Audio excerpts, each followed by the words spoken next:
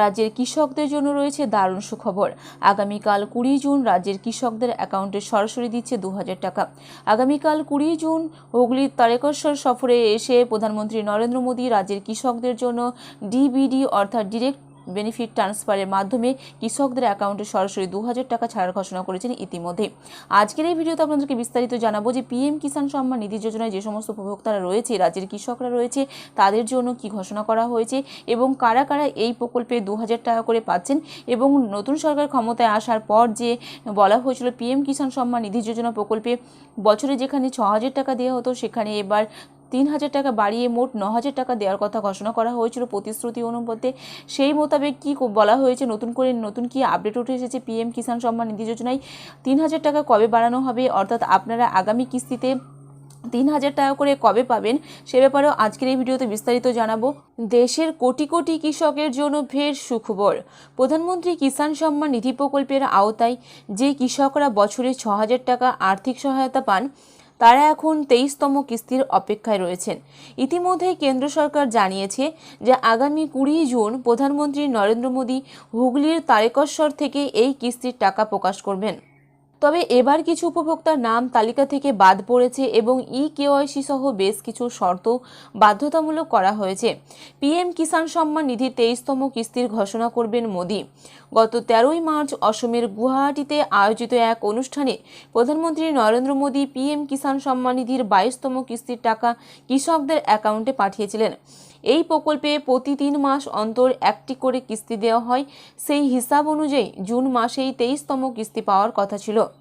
এবার সেই অপেক্ষার অবসান হতে চলেছে। আগামী 20 জুন হুগলির তারকেশ্বরে সফরে এসে প্রধানমন্ত্রী নরেন্দ্র মোদী পিএম কিষাণ সম্মান নিধির 23তম কিস্তির প্রকাশ করবেন। ডিরেক্ট বেনিফিট ট্রান্সফার অর্থাৎ ডিবিটি ব্যবস্থার মাধ্যমে সরাসরি কৃষকদের ব্যাংক অ্যাকাউন্টে 2000 টাকা করে জমা পড়বে। পিএম কিষাণ সম্মান নিধি প্রকল্পের আওতায় যোগ্য কৃষক পরিবারগুলিকে বছরে মোট 6000 টাকা আর্থিক সহায়তা দেওয়া হয়।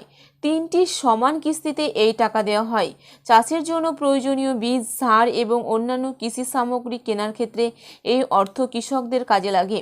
এই প্রকল্পের সুবিধা পেতে হলে আবেদনকারী নামে বা তার পরিবারের নামে কৃষিযোগ্য জমি থাকতে হবে।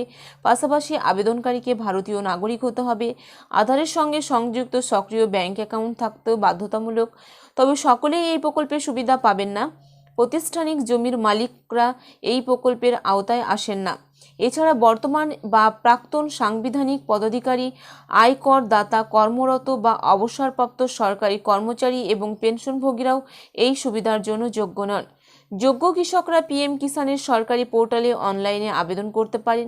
এছাড়া নিকটবর্তী কমন সার্ভিস সেন্টারও নতুন আবেদন জমা দেওয়ার সুযোগ রয়েছে। এছাড়াও এদিকে সম্প্রতি উপভোক্তাদের তালিকা খতিয়ে দেখে কেন্দ্র সরকার কিছু ক্ষেত্রে আর্থিক সহায়তা সাময়িকভাবে স্থগিত করেছে। যারা 2019 সালের 1 ফেব্রুয়ারি পরে জমি কিনেছেন অথবা একই পরিবারে একাধিক ব্যক্তি এই প্রকল্পের সুবিধা নিচ্ছেন, তাদের নথি যাচাই সম্পূর্ণ না হওয়া পর্যন্ত কিস্তির টাকা আটকে রাখা হয়েছে।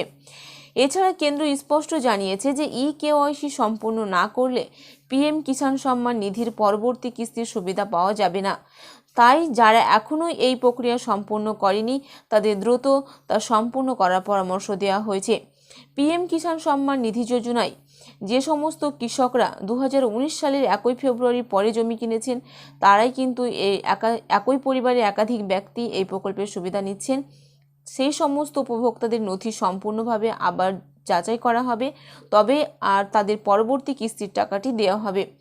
এছাড়াও বলা হয়েছে যে কেওয়াইসি সম্পূর্ণ না করলে পিএম কিষাণ সম্মান নিধির যে পরবর্তী কিস্তি আগামী দিনে সেই কিস্তির টাকা কিন্তু রাজ্যের কৃষকদেরকে দেওয়া হবে না। যত দ্রুত সম্ভব পিএম কিষাণ সম্মান নিধি যোজনার অন্তর্ভুক্ত হতে হলে বা এই প্রকল্পের সুবিধা পেতে হলে আপনাকে কেওয়াইসি বাধ্যতামূলক।